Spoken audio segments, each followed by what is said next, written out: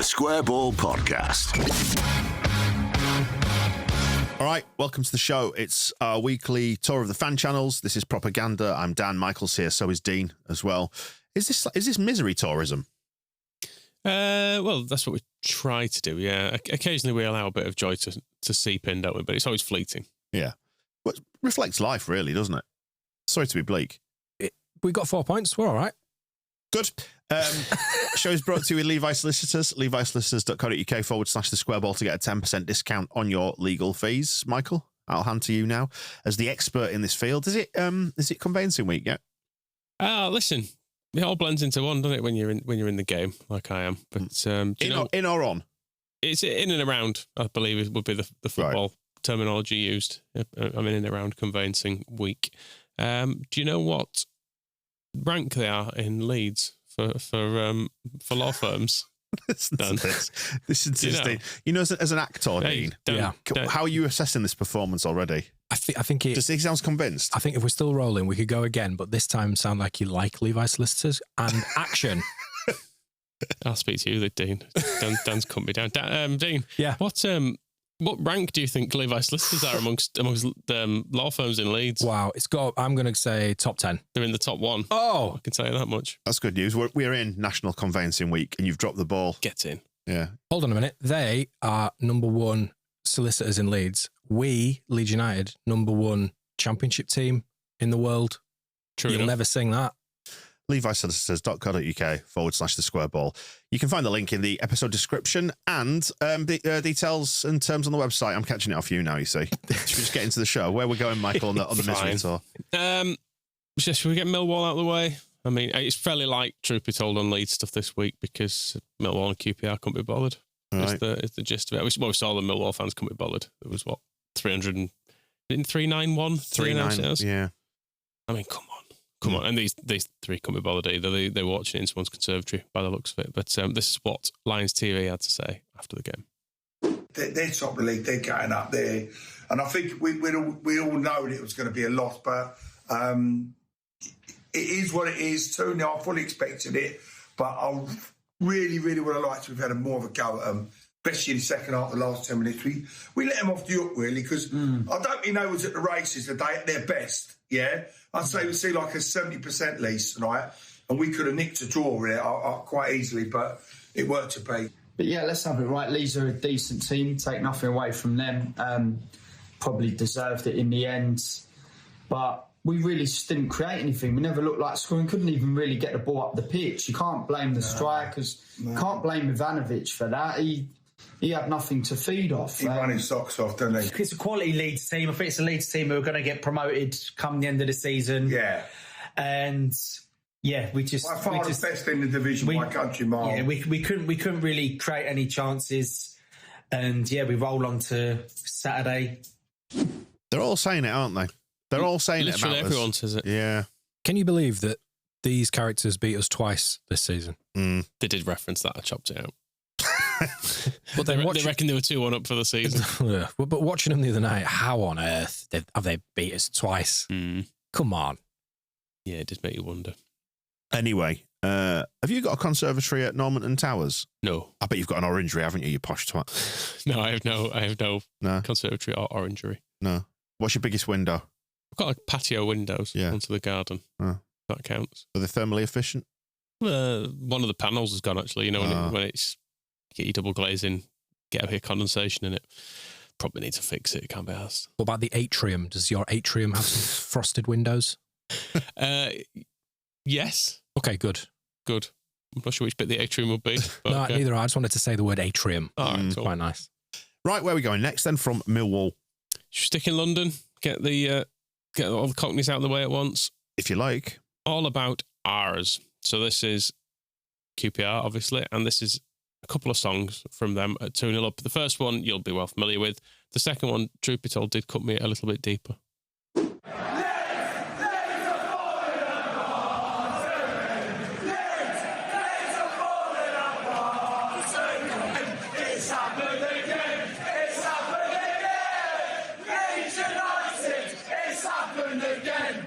No, it hasn't. It sort of did, though. For a bit. That's kind of the song. That's sort of how I think of Leeds in my own head sometimes. At 2-0, I thought, no, Leeds. No. I've seen this movie before. I don't like how it finishes. But it didn't. This was the sequel where we rose like a phoenix to draw 2-2 against a shit team. We would, next season, beat them. But we're not going to have to play them. Correct. Do some maths. If this is the pattern, what would the score be next season? 4-0 to 2-2. 4-0? Yeah, I think so. Well I think so. Does that work? Yeah. Depends on it. You'd have to apply. Dan will have spreadsheets for it. Already on it. Running 8-game away averages divided by You points over the mock years. me, but when my data proves to be entirely correct, If Les Ferdinand's playing up front for them. in a few weeks' time, you'll have egg on your silly little face. Well, a little forward sell to the members show that we've not actually recorded yet, but quite a lot of people on said members show are a little bit worried about Dan. Why? We'll come to that. Well, we'll come to that. Top numbers over there. What's wrong with driving around the ring road and going to a distant Aldi? Yeah, you answer that for yourself, mate. I don't need to. Okay. I like Aldi. I like driving. The Leeds ring road's good. You get to go 70 miles an hour for now. Now the woke mob have taken over, so they're reducing that to 50. You know, near Moortown. Oh, yeah. Yeah. I was just looking at Michael and thinking, I don't think it is 70 miles an hour. But yeah, that bit is. It is, yeah. When you go between Lawnswood, yeah, and Moortown. 70 miles an hour. Imagine that. What a world. I just drive whatever speed I want because of it's in the Magna Carta. Right. You're allowed to do it. Can you? Yeah, that's what it says. I'm a freeman of the land, and I can take my horses whatever speed they will go. Anyway, they're dropping the speed limit on that bit to 50. It was pointed out to me. But I don't mind the ring road. It's good. It gets shit when you get to sort of Roundale. It drops down to one lane. But then they've built a new fancy bit beyond that, haven't they? Yeah, they have, yeah. Yeah, I've explored that before. I didn't go all the way there the other night when I was, troubled. I'm going to be honest, my ring road material is minimal. Yeah? Yeah, same. Right. I don't frequent it much. Right. But you live over in Pontefract. It's not in your general orbit, is it? No, I'd drive to Hull if I was having a breakdown. It's the obvious spot for it. Is there a ring road in Ponte or Wakey?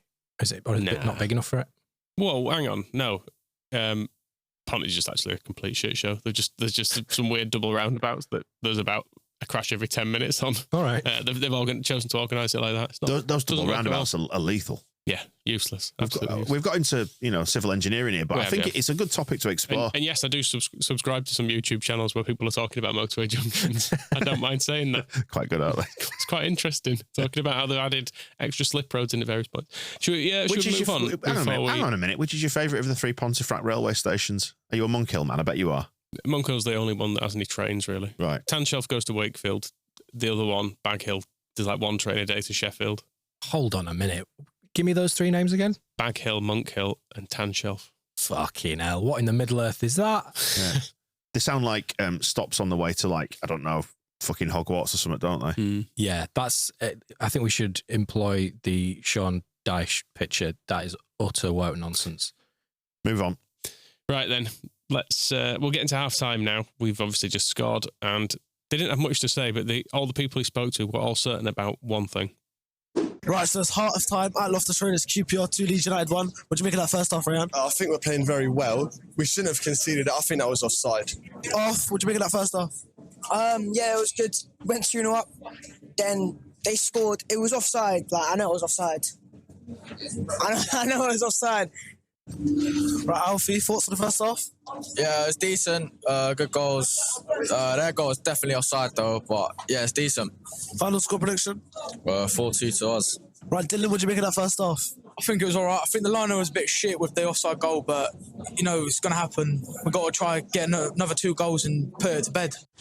Not offside. Really not offside? Just not offside. Never offside. Isn't it interesting, though, where when your team's playing, you can just convince yourself, like, you just shut all logic off and you go, it was offside. Never happens to me, mate. I see things in a fair-minded way. Of course, yeah, I don't know. I forgot who I was talking to, of course. I'll often be a lone voice defending the referee. At the back of the cop. They do a difficult job. It would have been better with "It's a difficult job." Yeah, okay, fine. Would have scanned better. Still working on it. Right. I've not actually sung it before. He's workshopping it. Put yourself in his shoes. It's a difficult job. It was a crowded box. It was probably hard to see. But no, the flagstress did well, didn't she? She did, yeah. It was good to see a flagstress in town, yeah. And that big fucking QPR lump after the goal went in was probably saying sexist things to her. Well, there was an awful lot said in the from the QPR end actually, which I've excluded because it was a bit much. Some of it, to be perfectly honest. But she did did very well on that. Also gets this next decision completely right. This is when the said massive lump was he'd come back for an offside position, probably 2 yards offside. But you know what it's like when you're in a crowd, excluding myself, obviously. And you see when the whistle goes. And you feel like stuff's going against you, so you're just livid about everything. Yeah. So this is a perfectly good offside call, not even a marginal one, completely, obviously the right offside call into Pascal Struijk. You know, he takes that yellow kind of inside his own half. He just sort of sees it then breaking and does a little grab. So this is those two incidents joined together and a bit of anger.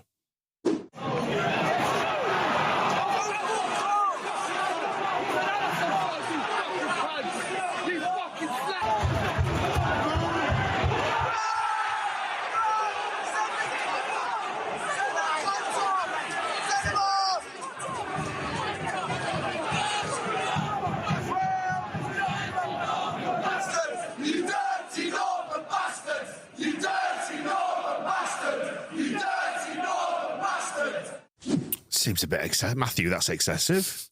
I mean, I think if you're outside of London, you would say it's definitely sexist to call a female lineswoman a slag. Yeah. But in Cockney... In London, they do, don't they? You do call anyone a slag. Yeah. So I think maybe it's okay. I wrote that down. I thought, slag, that's not necessarily sexist. No. It's just punctuation for those boys. Exactly. Look at the 9/11 attacks that Danny Dyer referred. Well, exactly. Yeah. They were slags, weren't they? Mm-hmm. According to Danny Dyer. Yeah, but funny according to Frank Lampard, because they were laughing in the bar yes. of the hotel. Just near Heathrow, I think, wasn't it? Mm. And some American tourists were visibly upset, but he thought he'd laugh with his mates. Well, I'm sure he's learned from it, and he's a nice guy now. Sorry, anyway, a little detour there. Where are we back on the road? Well, just one final thing. Dirty Northern Bastard. I know that's probably about Leeds United, but I've just checked it out, and Pascal Struijk is from the northern regions of Belgium. So they've done their research. Good on them. Good bunch of lads, QPR. Carry on. I think we were only prepared to be as specific as Benelux in the past because we weren't sure which nation he was going to play for. Yeah. So Luxembourg maybe still in with a shout. Could be, yeah. I mean, I think he's probably better than that. But yeah, northern Antwerp. Good for you, Pascal. Where's the next clip from then, Michael? More QPR lot? This is their late red card, and this is the sound of a fan base thinking someone's taken a good yellow because it's Dan James's break-in. You know the thing. You trip someone up, and then realising it's actually a red.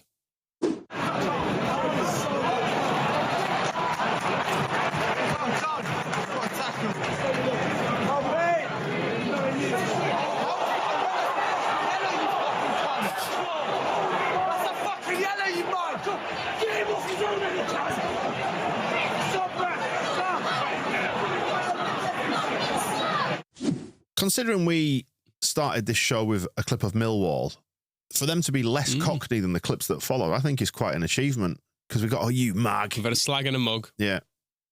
It's good. Yeah, maybe that's a new idea for mugs. Right. A mug that says slag on it. Right. Could be an option for Mother's Day's coming up. Could be nice. What are you getting, Lynn Gelhart? Well, people have grassed me up again. Oh, right. Have they? Because she's changed the profile picture on Twitter. How does she look? She looks nice, yeah.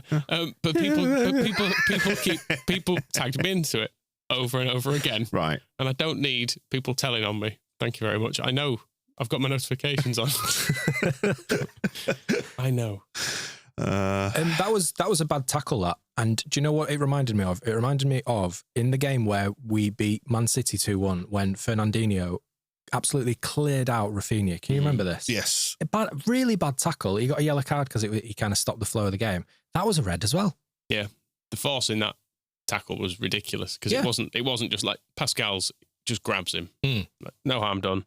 Well, Rafinha's ended up with he basically pulverised his thigh, didn't he, with it? Because it was the full weight of his body going into him. Big old hematoma. Indeed.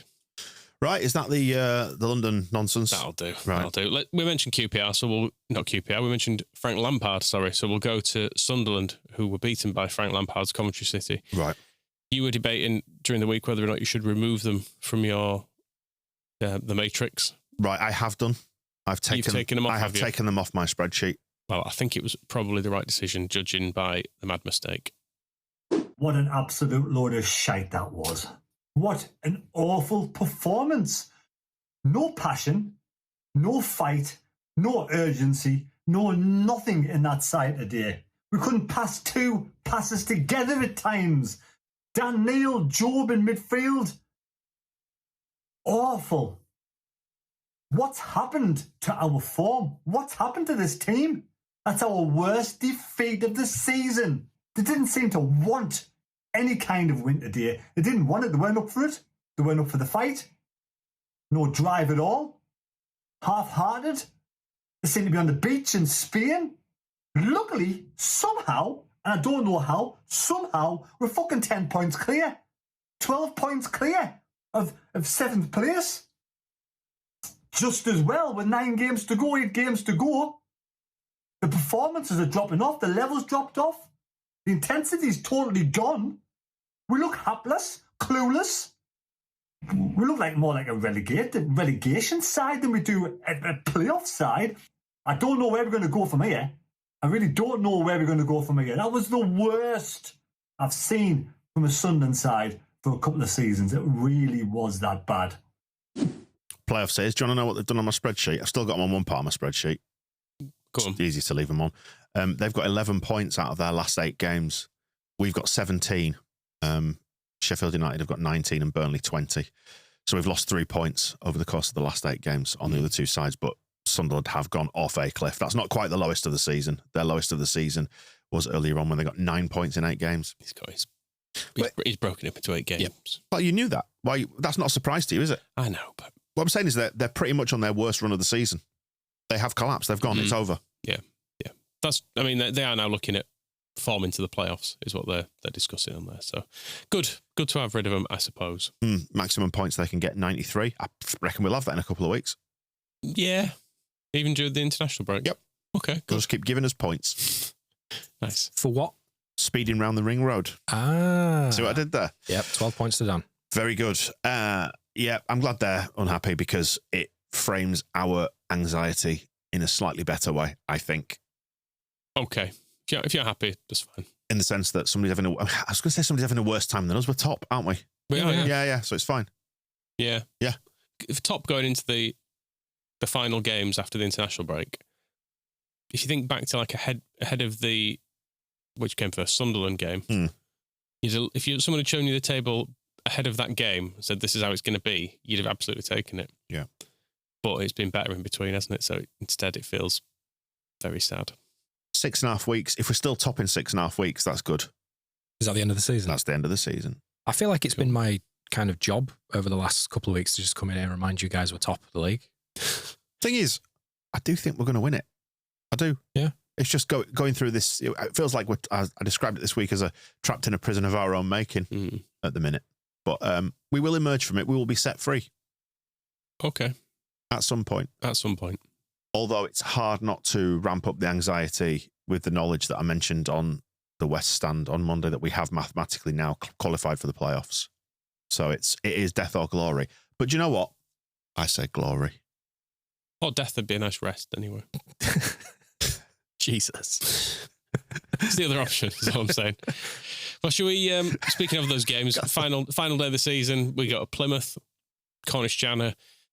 He's had quite a week because they, as we know, Portsmouth beat us, Plymouth beat Portsmouth, the Dockyard Derby. He had the best day of his life, and then they went and lost at home to Derby.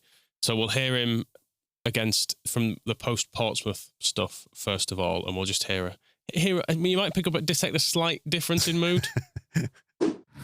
Da da da, Argyle's on the bender. Da da da, Argyle's on the bender. Fuck off, Pompey. Pompey, fuck off. Fuck off, Pompey. Yes! Yes! Yes! Yes! Yes! Yes! Yes! I'm on the piss. And we've beaten them. We just gone and beaten them. The one game I've been looking forward to all season. And we've gone and done the double over Pompey.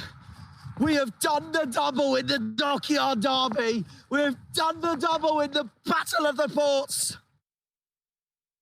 Yes! Yes! Yes! The greatest away day I have ever done in my life. The greatest away day I've ever done in my life. Man, I'm just looking down their results. They have done the double over Portsmouth. Do you know how many games they've won since they beat Portsmouth on the 5th of November? About 3. 3. Yeah. Jesus. Yeah.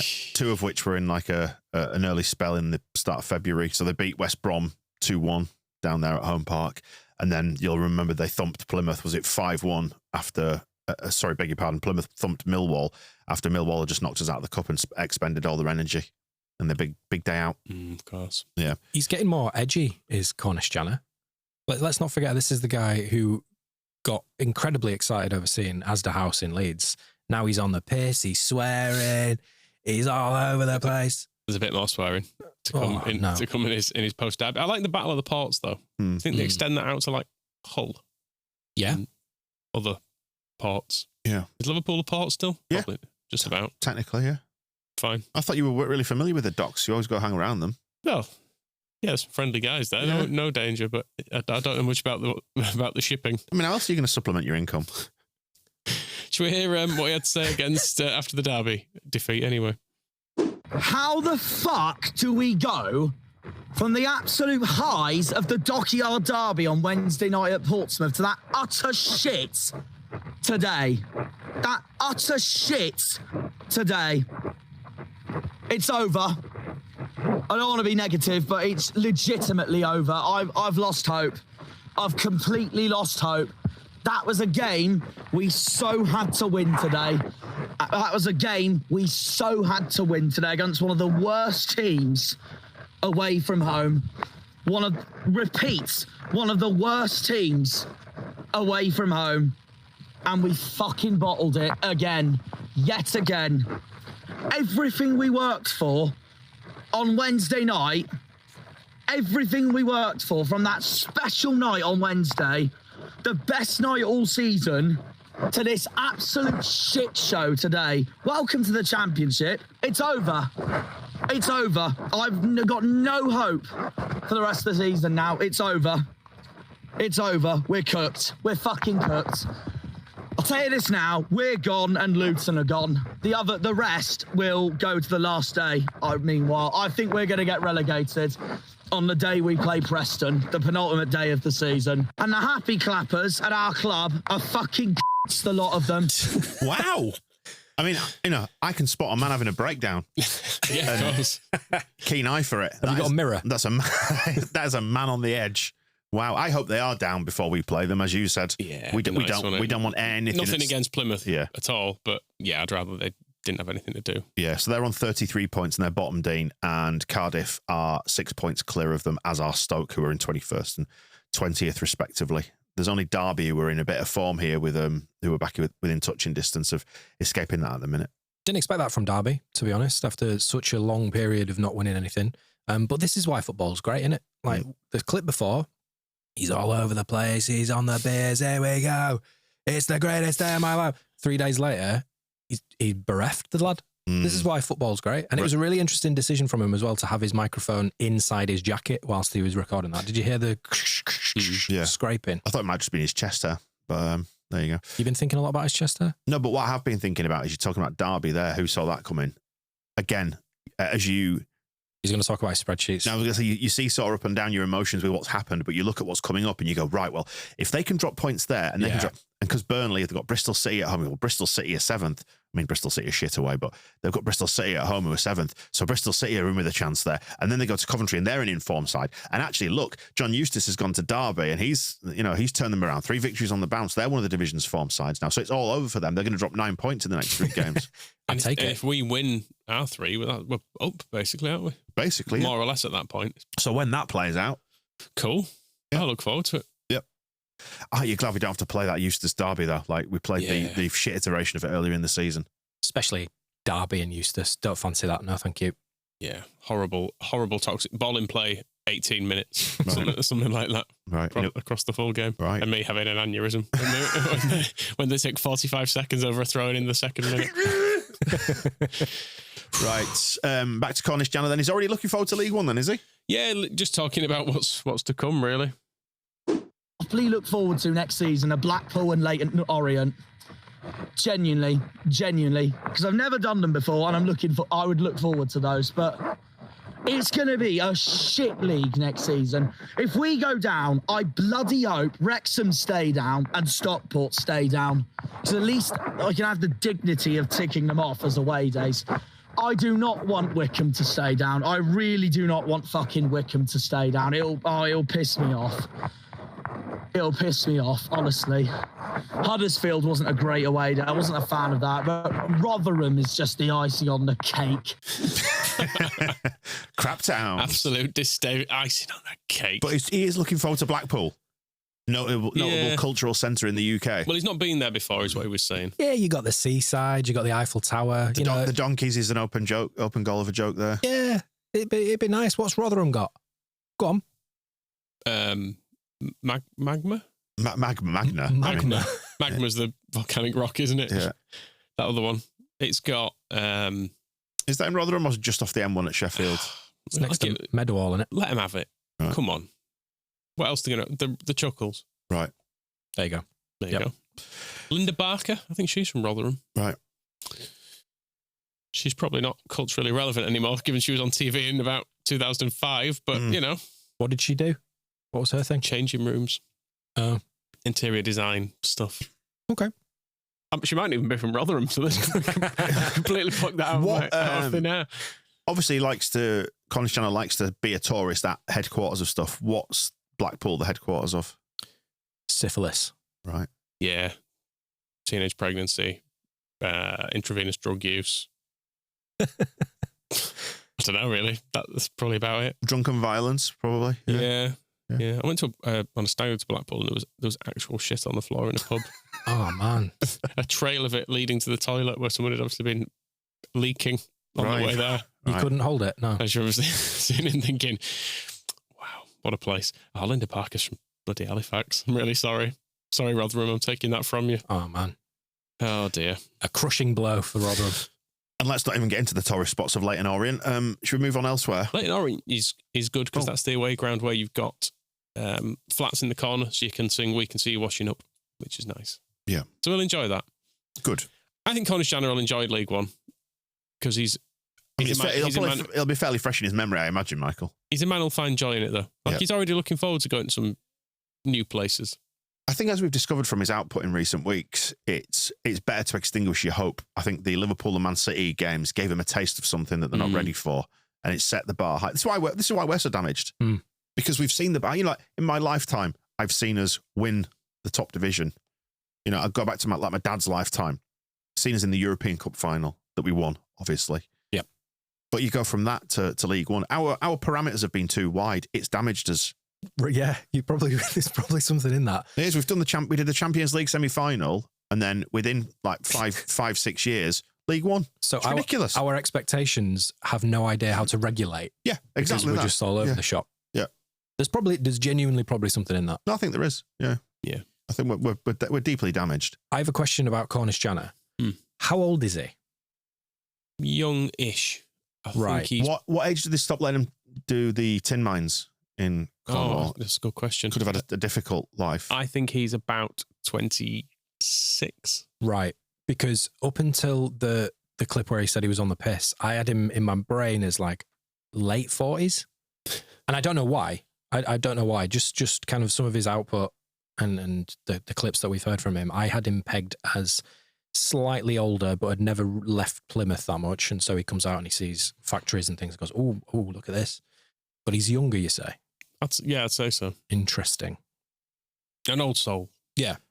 He's been here before. Just made me think about pit ponies and how shit in existence that is. But it might be preferable to, you live underground, don't you? And only come up a few times a year for a bit of daylight. Isn't that what you want to do? I mean, it might be preferable that if we stay down, going and living down the mine shaft might be preferable. With some ponies. Could you go drive through a long tunnel? I'm trying to think what you've got around here. Well, could do Stand Edge, couldn't we? The canal tunnel, one, but it's boxed off at both ends, I think so. They only open it now and again. Yeah. You can sneak in. Yeah. Might let you in for a special treat. Take me bolt cutters down and break in through the gates. Indeed. Good. Should we hear some men who are confirmed old? Webby and O'Neill. Yep. Yeah. Well, it's O'Neill anyway. Webby doesn't feature as much now. Makes me sad. Can I just ask, has Ruben Amorim turned that football club around? Well, you remember he had after the Arsenal game. Then things had gone quite wrong for a bit. But they've had a great week this week because they beat Real Sociedad in the Europa League or whatever it is. I was petty enough to look it up. They are 12th in La Liga. They had a man sent off and their wage budget is about 20% of that Man United operate off. But they managed to beat him. So great, big win. And then they beat Leicester, who a team who've taken 3 points from their last 15 games. But the stuff that's coming down. Sorry, just pause for a second. The stuff that's coming down the track for Leicester. Oh, don't worry, I've got that. I've got a bit of Leicester. Just bring it on. But yeah, this is just capturing a moment, really, because obviously in a week or two we'll be able to play this back. Actually, that's interesting, isn't it? Leicester actually appointed a pit pony to manage the team. They did indeed, yes. Yeah. Why the long face and all that. Well, going into that game, worst league position in 50 years, you would never have thought it by them fans there tonight. They have seen a turnaround in the last 7 games. Arsenal, Real Sociedad, and now tonight. Everything's looking good. And I'll tell you what, Ruben Amorim has got the crowd, has got the players, all working for him. Has he? He's turned this club around, hasn't he? Right. It's pretty clear to see. Yeah, you think when they're looking for new managers, they get a load of people in from the cleaning staff and canteen and that, and just get them to say, "No, there's none left." Oh, of course, yeah. Sorry, I was going to say they just test out the accent on how the manager sounds, and if it sounds too easy or not as poetic and gorgeous as this, they go, "We can't hire him." Yeah, Ruben Amorim, right? He's in. Get him in for an interview. Gorgeous. The last 7 games, by the way, include a draw away at Everton, scraping a 3-2 home win against Ipswich, going out of the FA Cup to Fulham, a 1-1 draw against Sociedad, a draw with Arsenal, beating Sociedad and beating Leicester. Turn this club around. Turned it around. Absolutely turned it around. They're flying now. Guess when the last pit ponies stopped being used in this country? 1984. No, later than that. Really? Yeah. 97. Nearly. 1994, would you believe? Horses don't minds. Bloody hell. Did they let them out to watch the World Cup in USA? Yeah, they did, yeah. There we go. Yeah, that's correct. Of the 4 that were still in use, it was Ellington in Northumberland. Of the 4 still in use, 2 went to the National Coal Mining Museum for England. So they just put them in a museum. Yep, that's near here. Yeah.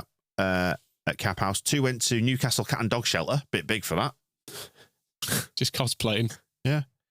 But the last one was a pony called Tony the Pony. Oh, nice. Probably named after Tony Yeboah. He died in 2011, aged 40, good life, at the Newcastle Cat and Dog Shelter, presumably from banging his head on the roof. Of course. Yeah. Well, there you go. That's my pony stuff exhausted. It's good though, I enjoyed it. Yep. Nice to know. You can find all that if you go to the Wikipedia website and just type in pit ponies. But it was an unexpected little pony quiz. Nice. Yeah. Well, we'll finish on a bit of relegated chumps in the Premier League. Not officially relegated yet, but Ipswich and Leicester. So we'll hear from the Alex Griffin channel, and we'll hear from the gaffer. It's not Kieran McKenna, it's the other one. We played okay for the first 15. First 3 goals are very poor to concede. Second half, we were better, but we played well. Q-Stay, good goal, but 4-2. It's really unfortunate.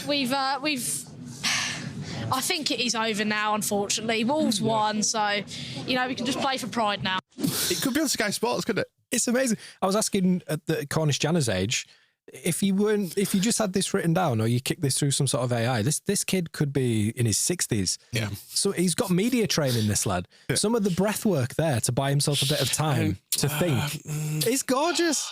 Yeah. It's unfortunate. We tried well. 9 points adrift they are. Yeah, it's all done. Yeah, this shit. It's all done at the bottom.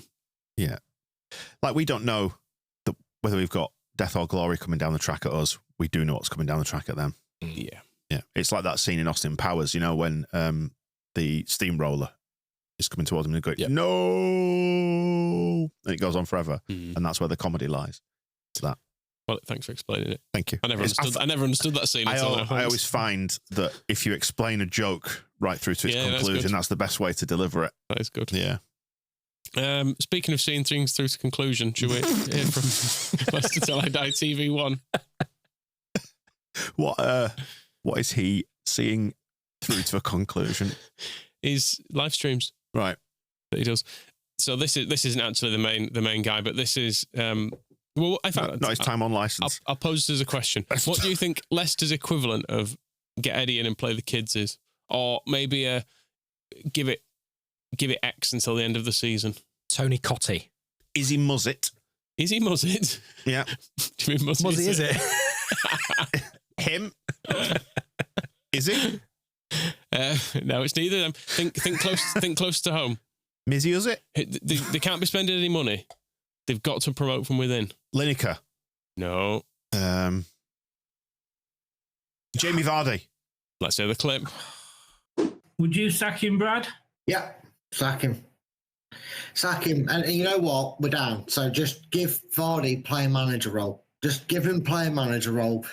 You know, pay him an extra fucking $2,000 on top as a bonus for being a manager's role as well. I like how he's just arbitrarily decided the wages. Yeah, he'll do it for $2,000. What does the manager cost? Oh, that's an extra $2,000 on top of a player. The business acumen of these gents is just through the roof.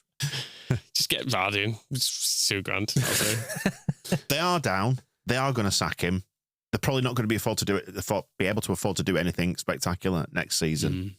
I just want to see it all unfold. Yeah, I've not got any clips of it because they were talking about it on and off, but they fully expect they deserve a Steve Evans era, a bit of a spanking next year when they come down, because then the EFL will be waiting for us, which would be a shame. Would be a shame. Yep, they're just a great bunch of lads. So obviously this is off the back of them losing 3-0 to Scum. Things are getting a bit frayed, a bit within LTID TV1 towers. As it's known, because it just trips off the tongue, that doesn't it? Because he's waiting for people to turn up for his live stream, and Jim has let him down, and he is absolutely furious about it. Well, hello, mate. We're here again, aren't we? Goodness me, it's a broken record. And I'm completely pissed off. Jim has literally about 10 minutes ago let me know he's not coming in, which has completely fucked up the whole layout and everything. Thanks, Jim. Bless him. No, not bless him at all. I mean, I told him to let me know if he's going to not come in, and he decides to let me know 10 minutes before the end of the fucking game. What am I supposed to do? So I think this will probably be Jim's last time with us, but we'll see. Yeah, you can tell I'm pissed off, can't you? Well, the game didn't help. The game didn't help, did it, mate? You know, give me notice here. HR review. He rules with an iron fist, doesn't he? He sacked him. Yeah. It's a fast-moving fist, I can tell you that much. Right. Fucking Fists of fury. Yeah, but the other guy's trying to lighten the mood. Yeah. He's like, oh, bless him. No, don't. Well, no, I wrote it down. He said, no, not bless him. Which is just a lovely phrase. No, not bless him. Fucking amazing. That fucking prick. Absolutely furious. Jim's had enough. Let's can't tolerate this guy anymore. I did actually go in and check, and I haven't seen, because he sometimes tagged who's going to be in other streams, and he's done stuff since, and there's no sign of Jim. Oh, no. So I don't know if Jim has been excommunicated. It's absolutely dead to him. He's definitely not been blessed. We know that much. No. He's in a mood for settling scores anyway, so this is... He's just publicly outing someone who is banning from the channel now. I just want to show you something from earlier, guys, and just give me your thoughts on this. We have a fan called Lynn who has been going on about two things recently, including posts on the videos once they're no longer live and they're just available to catch up on YouTube, saying that the channel's shit, we're too negative. That's her favourite thing, we're too negative. We never say anything good.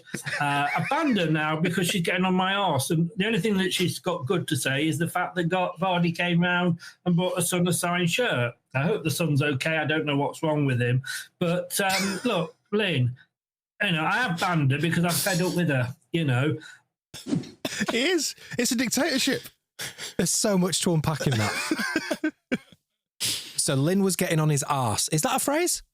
On his arse? Yeah. On you. You know, get on someone's back. Get on someone's back or get on someone's nerves. Get on someone's arse. Up someone's arse. Lynn's a fan. You're a fan of Lynn. Yeah. Yin and yang. I think it's a different Lynn. One and the same. hold on a minute. And then he said he praised her, or she praised Leicester and the kind of the wider community because Jamie Vardy brought a signed shirt round for her son, and then he jumped straight to "I hope your kid's okay." He might just be a fan. I don't get any of this. I hope the kid's okay living with that bitch. Fucking disgrace of a mother. It's a good job Jamie Vardy's keeping an eye out for him. It's great how it's all unravelling, and just made me laugh. The bit that particularly tickled me was the suggestion that you're just too negative. Have you seen him this season? Yeah. No, she was. Yeah. In fact, maybe they're in the right because they were. What? She is a bitch. Well, her criticism of them is that they're too negative. Right. But what did I say earlier? 3 points from 15 games. Yeah. There's a time to complain, I think. Yeah. And it probably is about now. Has the ejaculation? Have they stopped the ejaculation references? At least. The ejaculation might not have. They seem to have cut back on them a bit. Right. But you can't always see his hands. Because when we first discovered that channel, there was a lot of jizz chat. A lot of wank chat. Yeah. Yeah. It was about us, mainly about Leeds. I think they just got a bit obsessed with Spaff. Maybe Lynn's feedback about being too negative, and she wants to bring back the wanking chat. Maybe so, yeah. Maybe she's like, it used to be really light-hearted. This is a jizz-free zone. Yeah. Utter woke nonsense. Bring back the wanking. That's what Lynn said. I'm putting words in her mouth, but that's I'm shooting for a bit of like hand relief, and instead I've got this misery. Right. Well, a warning from the future there, eh? A warning from the future. I mean, just a warning. I mean, it is fine to ban people from YouTube, but outing them on a live stream is quite funny. Just like doxing people. It would have been better if it had given her last name and first line of her address as well. And I've seen the son, and I can tell you he goes to St Joseph's in Leicester. If you want to go down the gates and have it out with her. Anyway, I hope Lynn and all of them are fine. Are we done there for this week? That'll do. No propaganda next week because no games because it's the international weekend. Nice. But it will return after the Swansea game. So that's good, isn't it? Very nice. And we'll return with more propaganda then. In the meantime, look out for stuff with Johnny Cooper, some more square ball updates, that kind of fun, yeah? Bit of this, bit of that. Good. See you in a bit. The Square Ball Podcast.